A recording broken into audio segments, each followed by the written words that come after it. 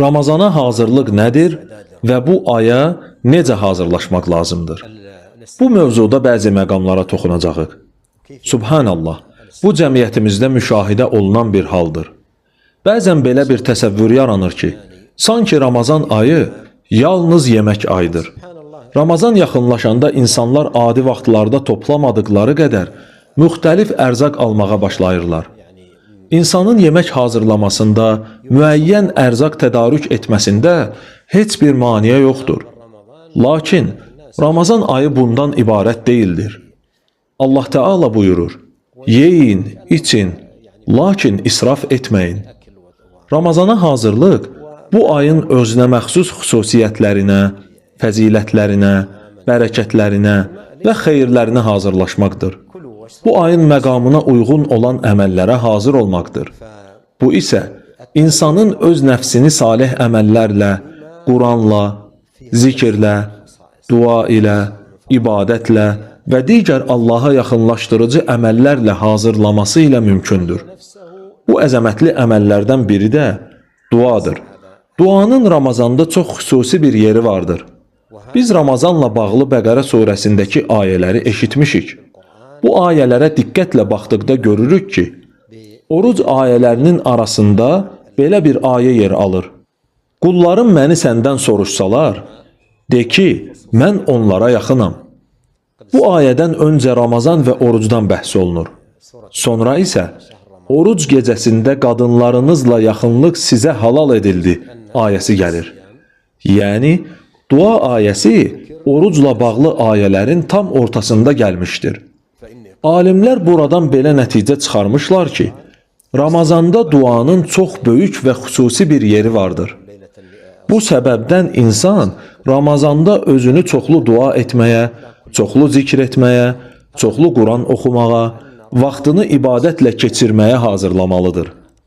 Eyni zamanda orucu qorumaq lazımdır. Oruc qorunmağa möhtacdır. Ona xələl gətirən hər şeydən qorumaq lazımdır. Peyğəmbər ona Allahın salavatı və salamı olsun bu mənaya diqqət çəkərək buyurmuşdur. Kim yalan danışmağı və yalanla əməl etməyi, cahilliyi tərk etməzsə, bilsin ki, Allahın onun yemək içməyini tərk etməsinə ehtiyacı yoxdur.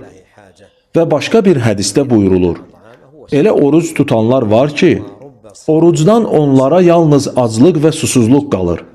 Elə gecə ibadəti edənlər var ki, onlara yalnız yorğunluq və əziyyət qalır.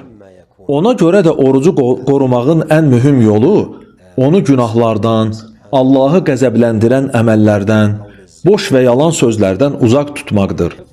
Orucu qorumağın başqa bir yolu da, oruclu ikən Allahı çox zikr etməkdir. Bəzi alimlərin həsən saydığı bir hədisdə, Peyğəmbər sallallahu aleyhi və səlləmdən bir neçə əməl haqqında soruşulur. O cümlədən oruc barəsində.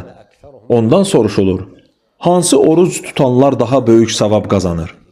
Buyurur: Allahı daha çox zikr edənlər. İmam İbnül Qeyyim bu hədisdən Əl-Vabilus Sayyib kitabında belə bir qayda çıxarmış və qeyd etmişdir. Hər ibadətdə ən çox savab qazananlar həmin ibadət zamanı Allahı ən çox zikr edənlərdir. Beləliklə, həcdə ən çox savab qazananlar Allahı daha çox zikr edənlərdir.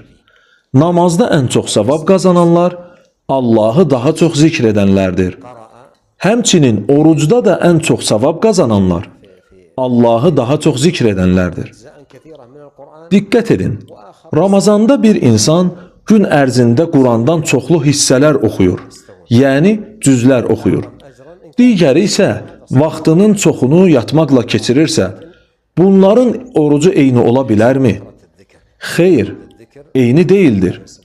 Hər ikisi oruc tutmuşdur, fərzi yerinə yetirmişdir. Lakin savab Allahı zikr etmənin çoxluğu ilə ölçülür.